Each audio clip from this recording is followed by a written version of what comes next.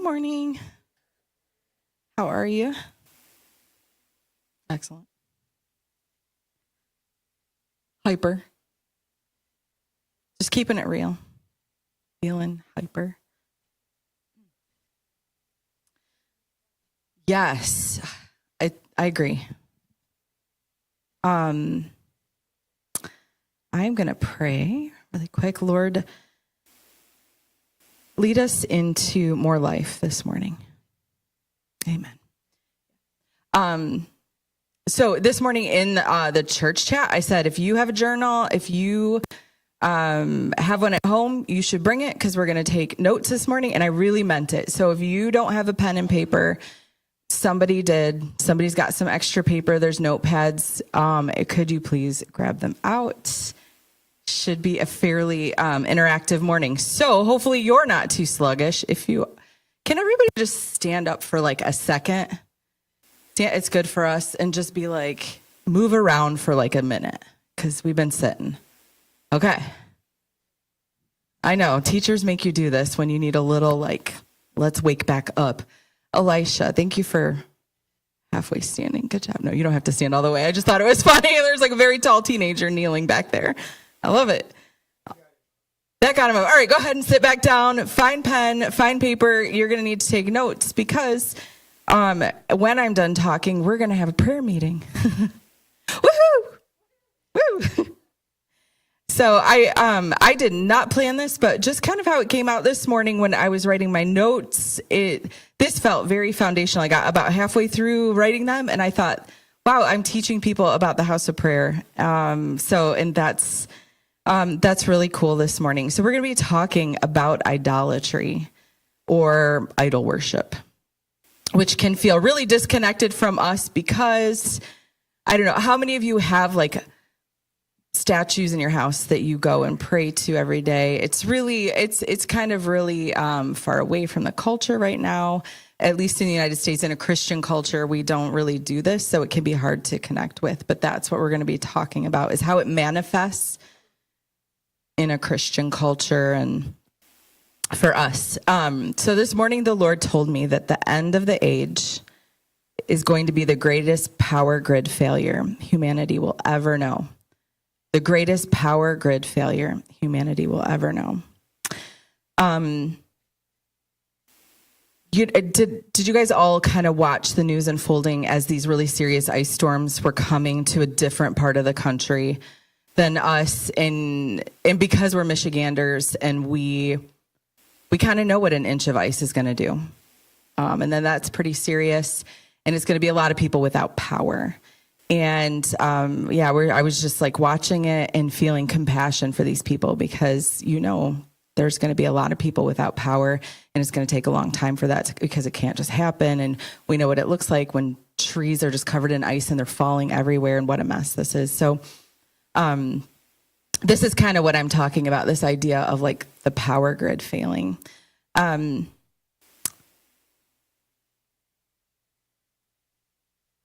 feel like I don't quite know how to jump into this. So everybody grab your pen out because we're gonna do the interactive part in the beginning.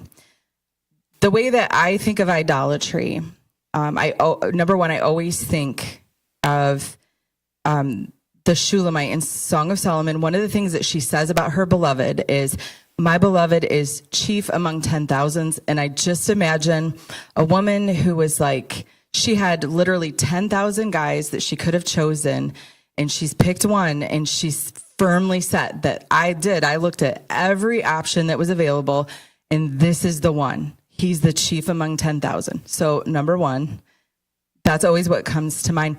And then this morning when I was thinking about what idolatry was, I just saw that it's anything that cuts in line in my heart that stands in front of me and Jesus. Anything that cuts in line in my heart and stands between me and Jesus to give me what I need. That's idolatry. So I'm gonna read this list that the Lord has given me, and kind of we're gonna go back and forth and kind of talk about it, because I want us all to kind of get into our real life and hearing the way that other things get in between us and Jesus, because we have real needs that really need to get met, and we try to meet them in wonky ways. Okay, number one is love. Has anybody ever tried to find love in a way that ended up being destructive? Hopefully we all raise our hands and go, yes, we have. One thing I was thinking about as I was writing this is we all either have been or know somebody probably really close to us who has either had a really close friendship or a romantic relationship that should not have been happening, that was really wrong. So I feel like this one's really easy to connect with, like love that I didn't go to Jesus first to get. Now, I'm married. Does that mean that I look at Tom and go, you got to quit loving me because it's just Jesus? No. Jesus uses Tom to love me all the time, but it's Jesus first. Tom comes after that. Okay, provision. How many of you are concerned about money? You think about it. It is on your mind. Your resources, your physical resources, how you're going to pay your bills. What does it look like? If anybody wants to like maybe give an example, you don't have to be too personal if you don't feel like it, of ways that you've tried to have your need for provision met that wasn't Jesus. Work harder. That's one that we can really figure out how you can get more hours at work, more overtime. Sell some things. Hoarding. Save more. Hoarding and saving more. Okay, protection. This is another very basic thing. I mean, when you think of people back in the day who are literally bowing down to idols of foreign gods, they're typically asking for a couple of things like fertility, protection, some of the basic things in life. They probably weren't asking for love so much, but keep us fed. We want to have children, protect us from our enemies. Protection. What are ways that we protect ourselves that aren't necessarily Jesus? Owning guns. Yes. Being suspicious of other people's motives.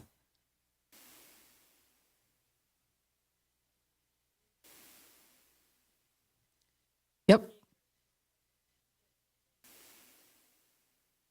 See, I'm saying staying away from people that could hurt you, like either big groups of people or you kind of suspicious of that one dude and you just keep yourself away from them. Yes. We have a need to be affirmed. Think about that. You need something needs to affirm. Like you're on the right path, that you're okay, that you're enough. What are ways that we do that? I really like this one. Tom says, we tell people what we did so that they can affirm that we're a good person, that we did a good job. I've never done that. Tom has. Yeah, I do it all the time, actually. That's a really hard one for me to it is difficult to just hear from the Lord. Well done.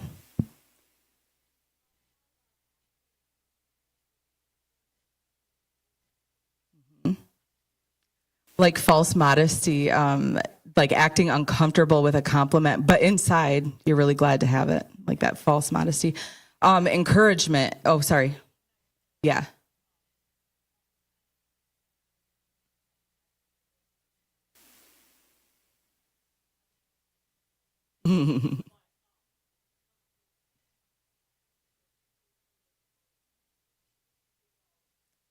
Yeah.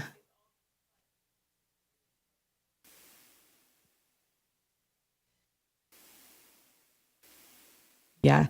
So Tom and Sam are saying deflecting compliments and just being like, oh, the Lord did it, or telling a story about like what God did, but really it's like, it's about me. That's really hard to face. Like, this is some high level honesty, when you get to the point where you can say, actually, I do need someone to encourage me and to affirm me. And I go, but I fish for it, What's that? What do you mean? Are you just asking yourself? Yeah.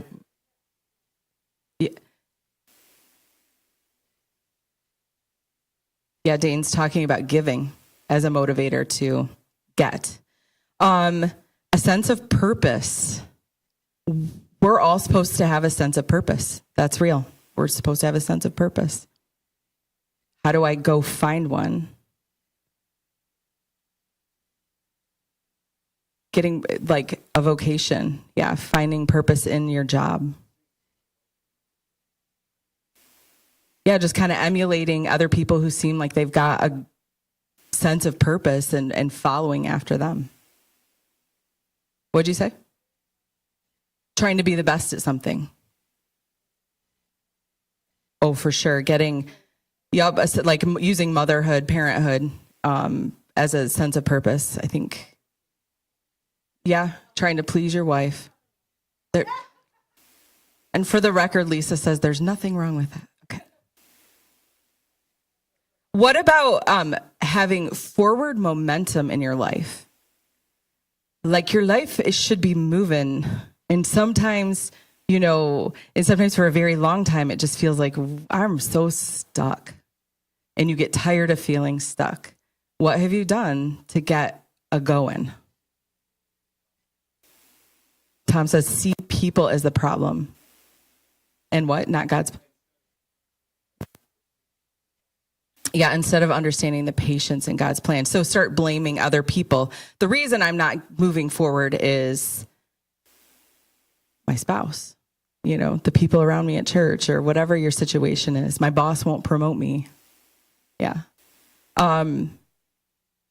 We need wisdom. What are we doing to get wisdom instead of going to Jesus? And so I put wisdom, revelation, and understanding. So think about,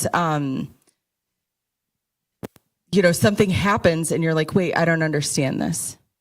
I'm going to Google it. I'll go to the comment section. I'll be like, wait, I'll be balanced and I'll read both sides of the story and the news. Sorry, I just answered my own question. But what about revelation? AI. Tell me more about that. What do you mean?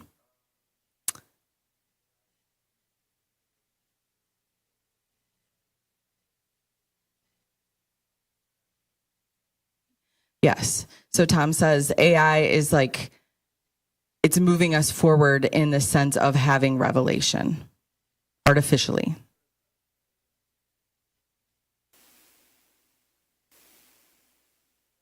It just might be wrong.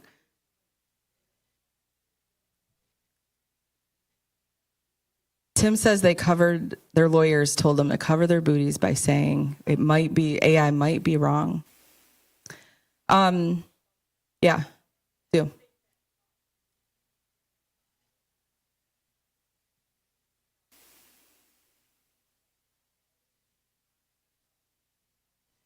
Mm-hmm.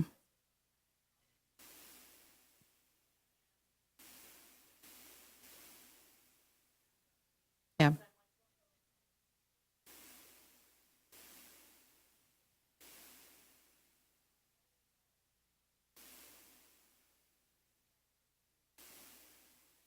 Yeah, Sam's talking about checking out of pursuing the Lord for more revelation and relying on somebody else to have it. Yeah, and that is something that happens in this room, checking out of asking the Lord and being bold and having to take the risk of saying, this is what I hear the Lord saying, because we've got a couple of people that will do that. That's not good. Justice. Do you know that can you imagine if everybody in the world had no sense that there was a higher power that was going to bring any kind of justice? Can you imagine if even just the few people that are in this room, like it just left us. There was no sense of justice in the earth. None. No police are going to come. There's nobody going to come help you. You couldn't get a lawyer. There was going to be no righteous judge, and anybody could do whatever they wanted to do. Is that the way that God made people to live? Not at all.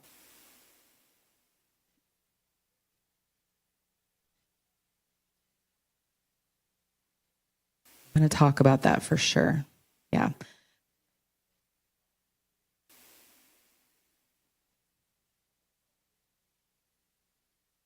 Yeah, Tom's talking about when Katrina happened and it like society completely broke down very, very quickly, like within a couple days, right?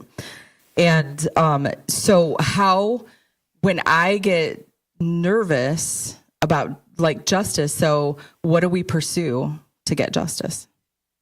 I just named some of them. I'll call the police. Who else am I calling? A lawyer.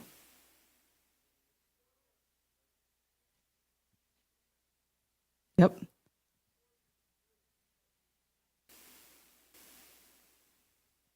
Mm-hmm. Yeah, and that's kind of what Ollie is talking about with the protest. Like, there's going to be a group of people who care about this. They have the same idea of what justice looks like. And if we're all together, we can enact some justice. We can get the change that we're seeking. And so next is peace.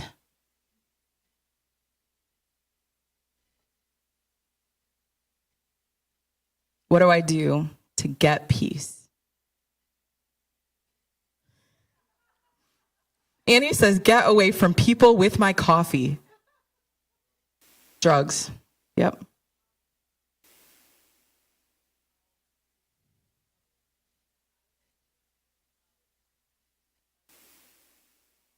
Yeah, repeat.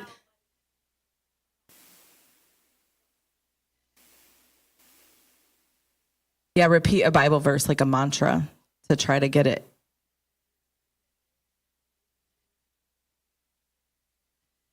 Yes, just checking out and turning worship music on so it can give me peace without actually coming to the Lord. Yeah, from television. Yes, checking out by doing things like watching TV. Dooms. Hmm?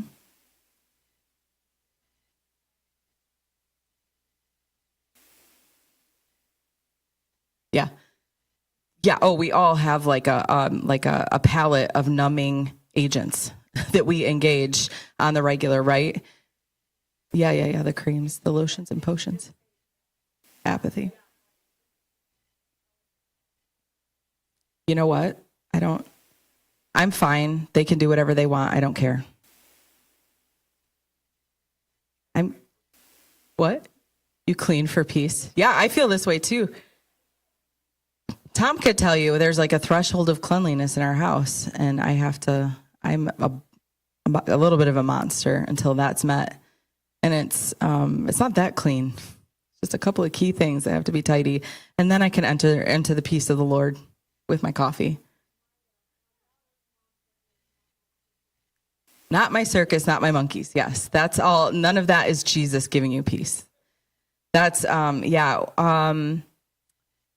What about power?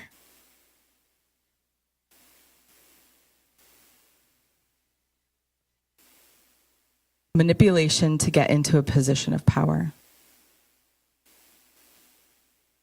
Flattery. Yep. Ooh, that's a good one. Yep. How can I become indispensable? So people have to rely on me. It's just like an open door for so much abuse.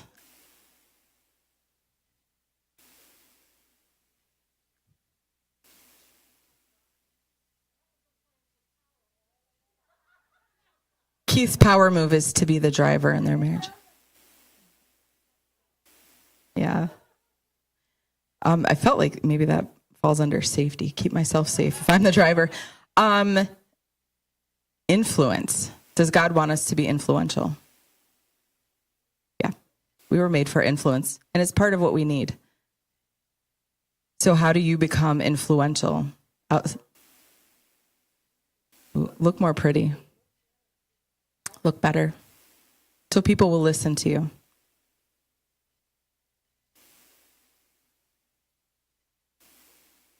To try to know everything about something before you get your. Oh, so just like using intelligence, being intelligent in the conversation.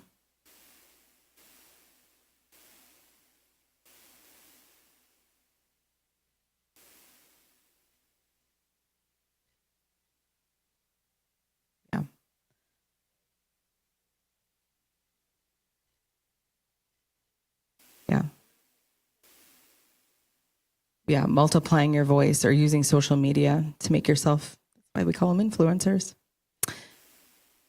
Fake it till you make it. What about awe and wonder? Did you know that God made us for awe and wonder? What replaces the awe and wonder of seeing the throne room? Counterculture. Can you give me an example?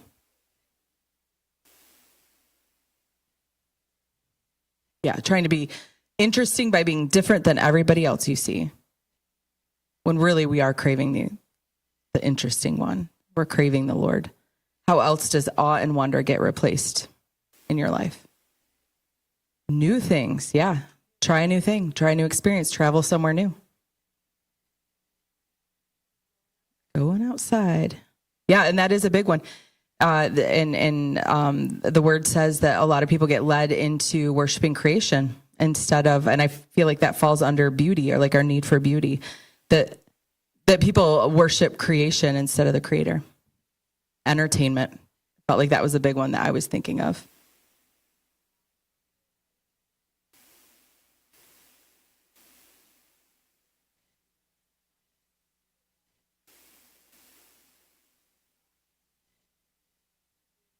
Yeah, Sam's saying being provocative or shocking.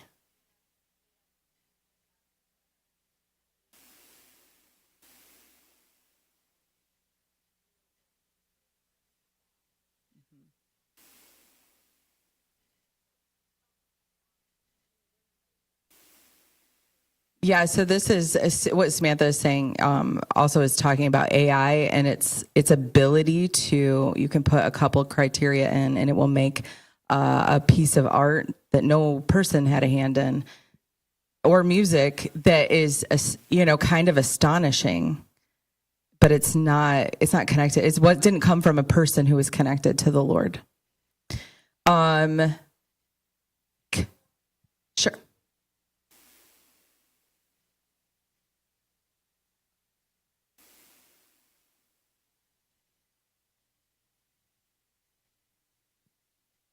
Oh, I like that because all you're saying like before and afters of, whatever, like that makeover thing. And yeah, because it gets us out of the patience of the gradual change, of the gradual glory coming and going like, look, we remodeled our entire house. It looked like this. It was a dump. And now we're like, ta-da, it's amazing. Ta-da. What about companionship?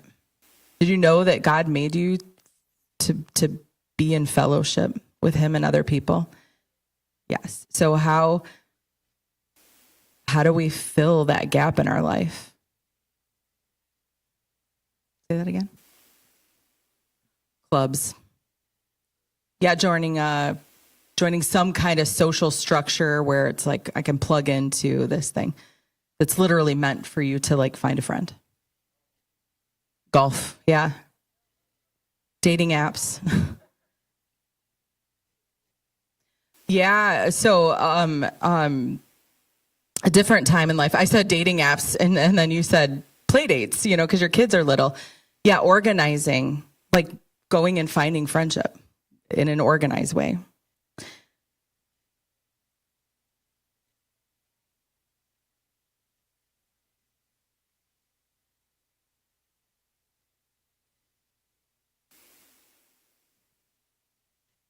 Yeah, yeah. Like there's something about being a part of a group that is really satisfying. What about compassion? Do you know that you need the Lord's compassion? And what happens in your heart when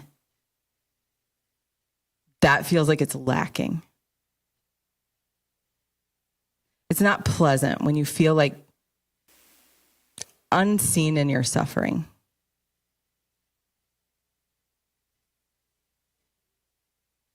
You can become jaded.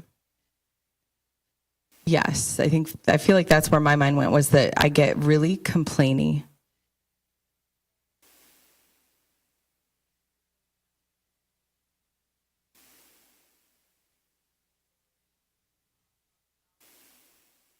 Yes.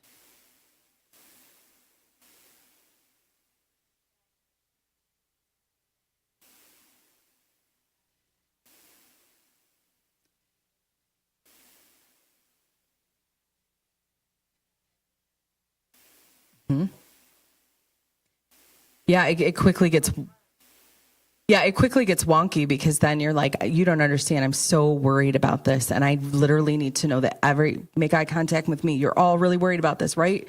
Okay, we all agree. We're really worried about this. And it gets strange. Government was another one. We're made to be underneath a governmental system. And what happens when your government is failing you?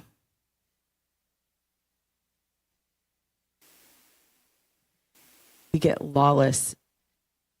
That's a really good one. So, I mean, it can be your national government. It could be the government, like a teacher in her classroom and everything's going crazy, or like in your household, that when that's going wrong, we can try to make things in order. Like we're made for order, I think was what that means. And when things are out of order or your life feels chaotic, how are you trying to fix your life and put things back into order? Very opinionated. Yes. Worried about other people, what they're doing that we're not doing, and we get really opinionated about it.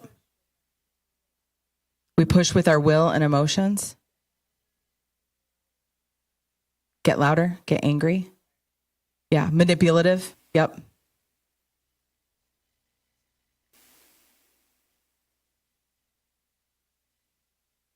Yeah, Ali is saying a push for justice, but it really is for revenge. Yeah.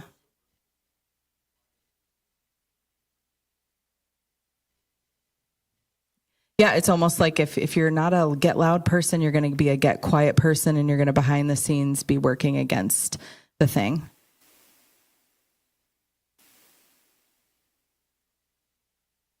Yes. Dave is saying find a replacement authority. So like you're not working out, I'm going to go find someone that I think could do your job better, and I'm going to put all my eggs in their basket and support them. And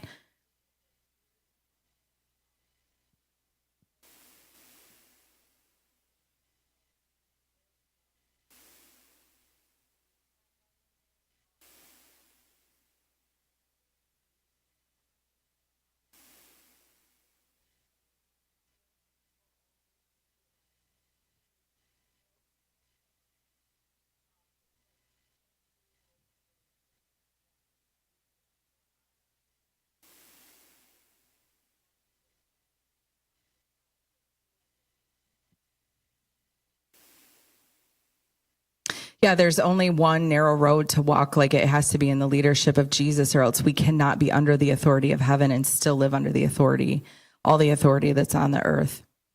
The last one that I put on here was honor and respect. Like what happens when you're dishonored or aren't respected, like in your house or at work? You feel deflated, but what are you doing to solve your deflated condition?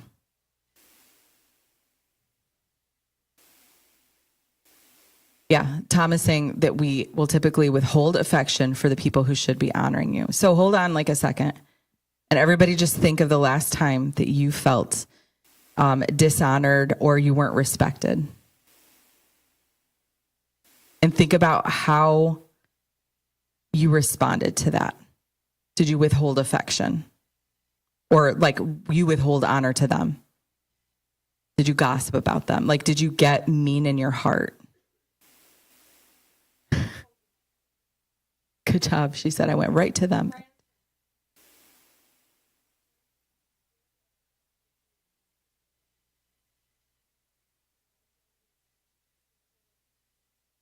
That's good. Going right to the person and telling them.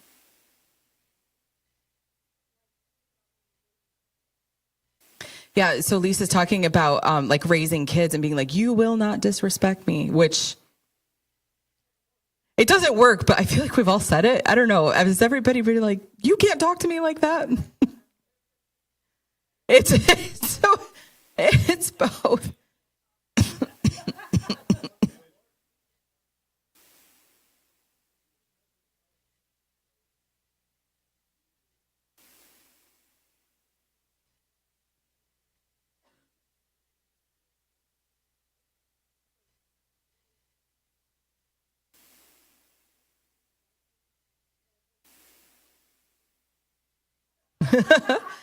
Lisa says, I don't tell somebody who's above me in status that that I feel disrespected till I'm leaving the job. Okay. That was the homework. So,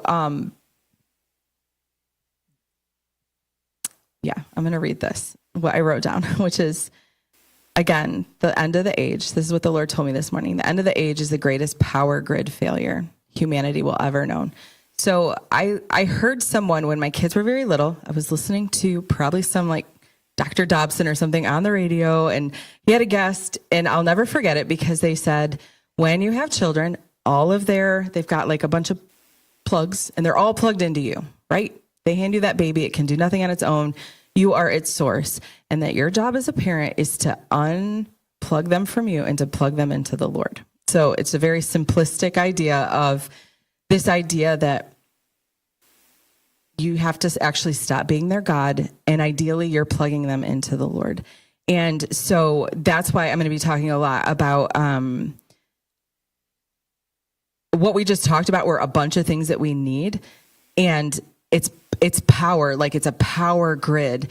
And when you were born into idolatry. Like nothing was plugged into the Lord yet, because you have to make decisions to do that. And the whole world is trying to get these things met without going to the Lord until you know him and you start walking into it. And so in this room, what you are really hearing people doing is going, Lord, I come back. I was trying to find power. I just felt so unseen at work in the hard work I'd done, and they were not respecting me. They didn't give me the raise that I had asked for, and I feel so disrespected.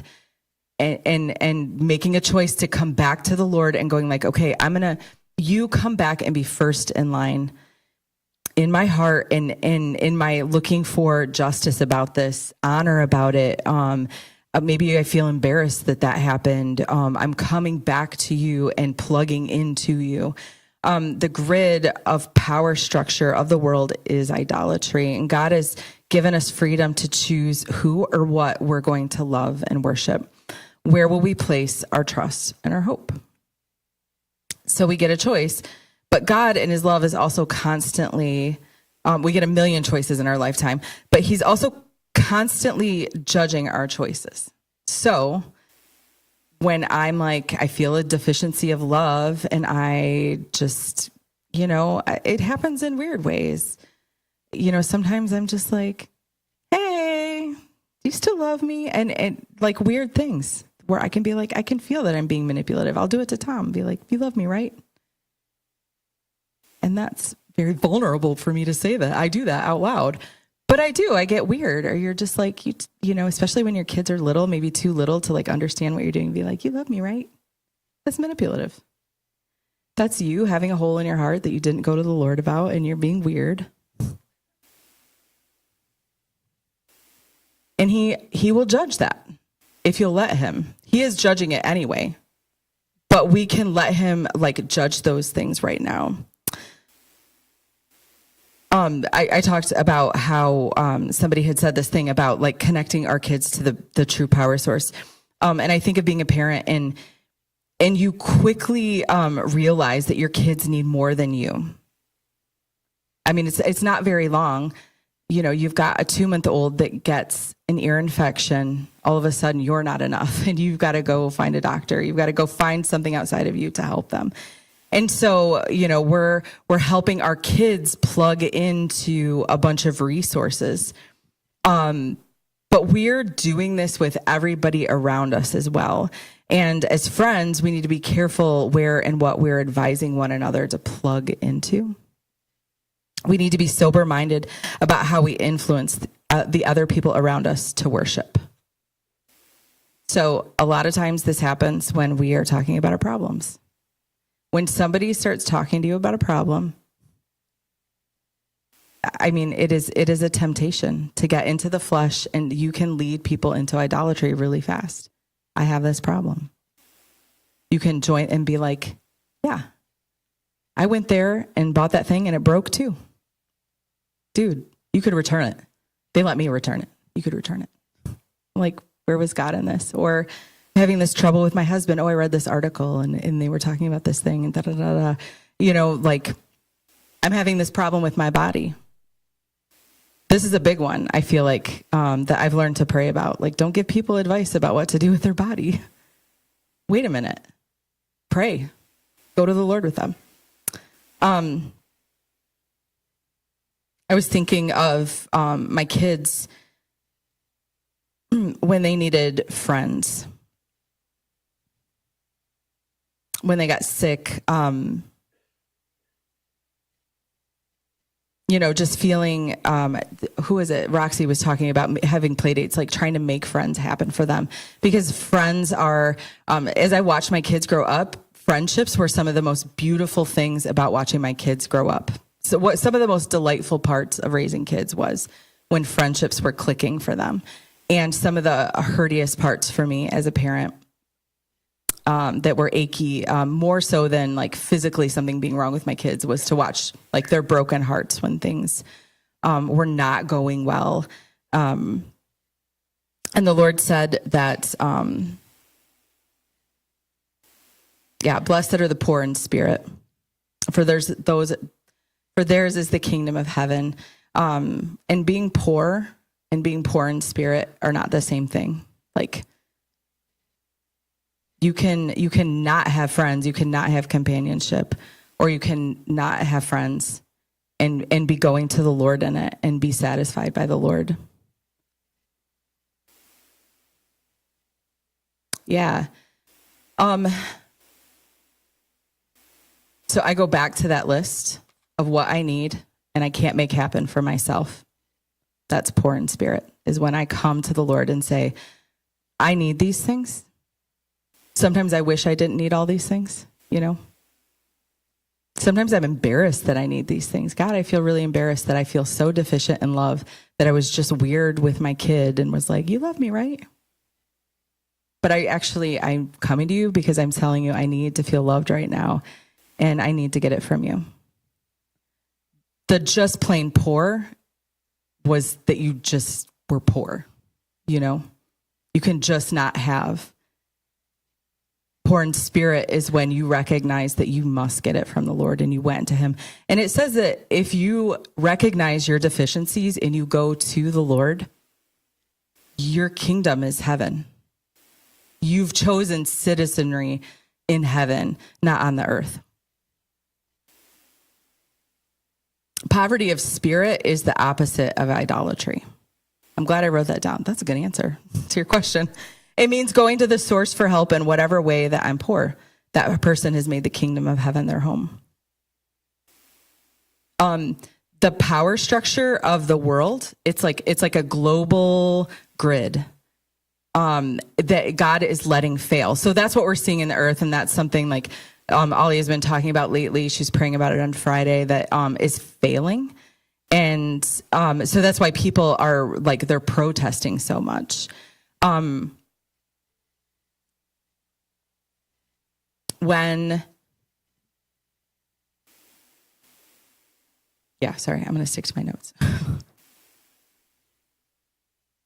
The grid is a global power structure, and yet God has given man the personal sovereign choice to completely transfer my power needs to another grid.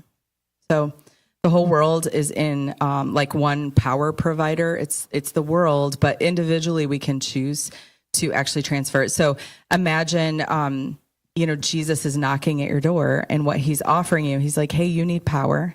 And I would be like, yeah, I need power in my house. And he's like, this is really unreliable. Have you noticed this is unreliable? Yeah, actually, it's really unreliable. It keeps going out. So imagine your power keeps going out in your house, and you're like a third world country. We have power for like 2 hours twice a week or something like this. It's not working. And he comes and he's like, well, I'll give you power. I'm going to go to Isaiah 55, because this is what it sounds like when Jesus comes and says, hey, do you want to, I'm imagining him with a clipboard. Do you want to sign up for a different leadership? This is Isaiah 55. It says, ho, everyone who thirsts, come to the waters, and you who have no money, come buy and eat. Yes, come buy wine and milk without money and without price, Why do you spend money for what is not bread and your wages for what does not satisfy? Listen carefully to me and eat what is good and let your soul delight itself in abundance. Incline your ear and come to me, hear, and your soul shall live, and I will make an everlasting covenant with you, the sure mercies of David. Indeed, I've given him as a witness to the people, a leader and commander for the people. So this is Jesus knocking at your door, and what he's saying is a pretty unbelievable. Hey, your power keeps going out. It's really unreliable. I see that. I've actually come to rescue you from that. So I'll make a covenant with you, or we'll sign a contract. You can get out anytime that you want, but my promise to you is everlasting and forever. I'll be faithful forever. Now, if anybody's ever signed a contract that you're like, the price went up 12 months into this, you know that's not how the earth works. The contracts in the earth work differently. Like, you have to keep paying, and that company's in the small print was like, and your price will go up.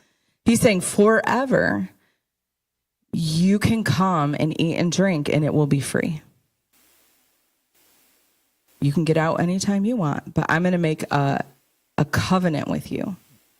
And he says, because we talk about David a lot, it says, I'll make an everlasting covenant with you, the sure mercies of David.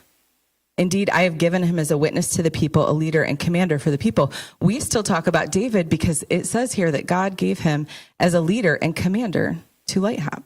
He still is, by his testimony, by what the Lord did for him. So I was like going back to my list, and I was like, okay, because we know a lot about David from his story and from all the Psalms. Did David plug into the Lord for his need for beauty? Yes, he did.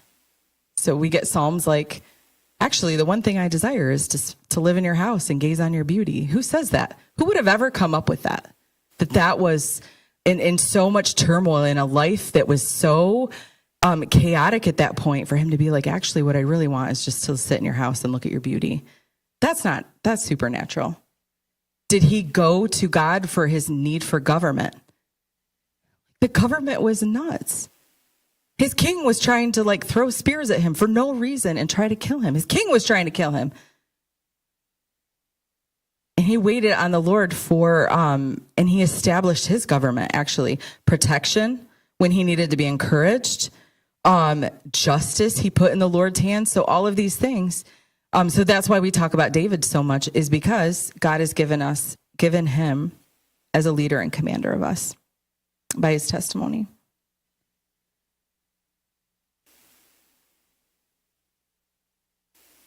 What did I say? Was David justified in his decision to put his trust in the Lord? Did God show up for David? Was it wise for him to enter into that everlasting covenant? For some reason, the Holy Spirit inside of him approached him and was like, I'll make an everlasting covenant with you. Was that a good deal? That was a great deal. It's still a great deal. It's a great deal for us. Following God's, I just wrote down like a title, like that we're following God's leadership in a world full of people whose hearts are breaking. Alia, she left the room, but she was talking something about a poem. There was a bird. It was in a cage. And I feel like what she said, maybe you'll remember stuff, was that the bars of the cage were rage.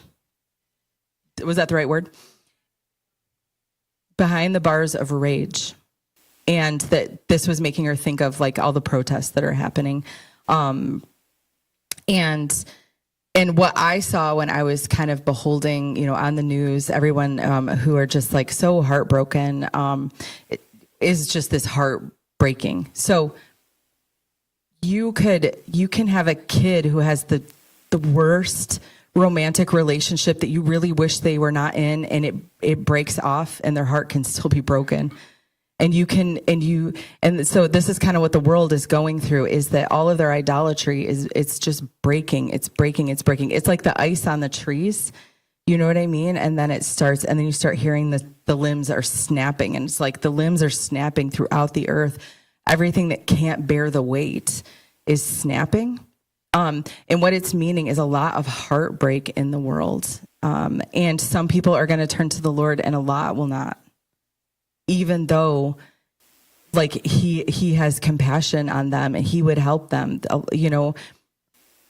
And so that's something that I've been praying about a lot and thinking about a lot. Like, Lord, how do I navigate being in a world full of people whose hearts are breaking?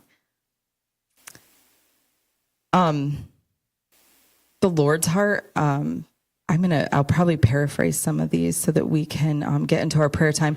But I was thinking of the woman with the issue of blood, the story where she comes and she touches the hem of Jesus's robe and she's healed. And she's healed and he's like, who did that? And find out it's her. But he doesn't go, okay, listen, I can't believe that you spent all your money trying to get better. You should not have done that. Why did you do that?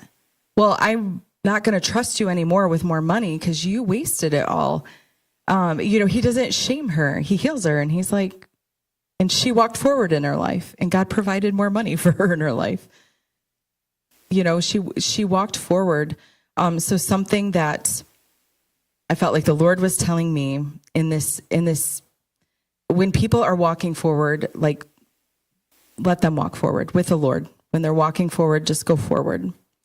I want to forget what's behind me and run my race. And it's important that I'm letting other people do that too. But I do want to go to 2 Corinthians, chapter 7, verse 8. Paul had written a letter to the Corinthians, and it was he was feeling like, well, we'll hear it. Even if I have made you sorry with my letter, I did not regret it. It was a really corrective letter that he had written them, and you just feel weird about correcting somebody. And so it's lovely to know that Paul did as well. It's kind of like this in between, like, if I made you sorry with my letter, I do not regret it, though I did regret it. He's like, it's both things. For I perceive that the same epistle made you sorry, though only for a while. Now I rejoice, not that you were made sorry, but that your sorrow led to repentance. For you were made sorry in a godly manner. That you might suffer loss from us is nothing. For godly sorrow produces repentance leading to salvation, not to be regretted, but the sorrow of the world produces what? Death. So there's sorrow, like the whole earth, like bathed in sorrow, the brokenheartedness. Some of it's leading to salvation, a lot of it's leading to death. For observe this very thing, that you sorrow in a godly manner, what diligence it produced in you, what clearing of yourself, what indignation, what fear, what vehement desire, what zeal, what vindication. In all things you proved yourselves to be clear in this matter.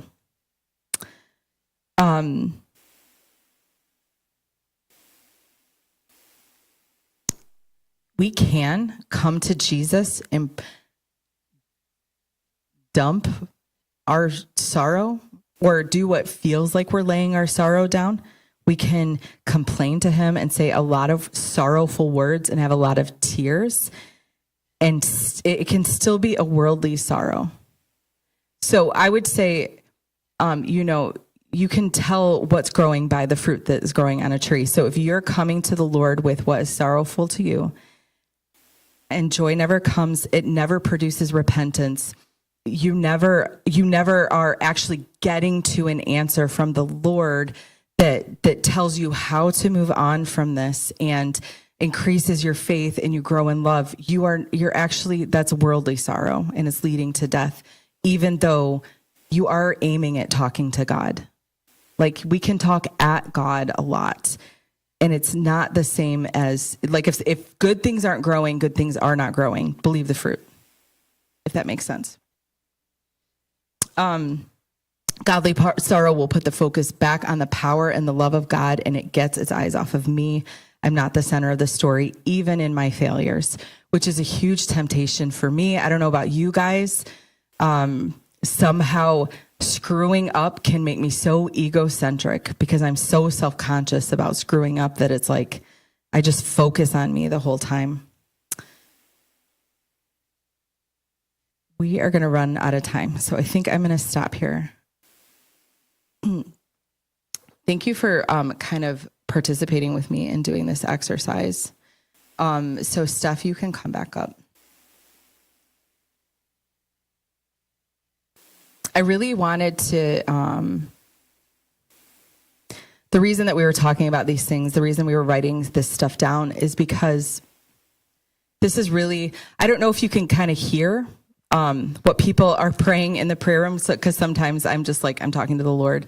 But if you could hear a lot of what is happening in this room is we're talking to God and saying, actually, I'm plugged into something that's not you, and I'm making a choice to come back and plug back into you and repenting. So that is, hopefully you took notes. If not, it's okay. But I felt like that was kind of what the Lord wanted us to pray about in the time that we have left about this message. So yeah, God, thank you. That in the midst of shaking and in the midst of just disappointment and the heartbreak of the systems we have in place, that they're just failing, God, that we would come to you, that we wouldn't be distressed about these things. We'd come out of being distressed about them, and we'd come into your house of prayer and talk to you about them in front of other people, Lord. And so I just pray that you would you'd cover us where we feel vulnerable in doing this. Would you cover us up, God? And help us to enter into, help us enter in, if we're going to be in the house of prayer, that we'd enter into the house of prayer while we're here.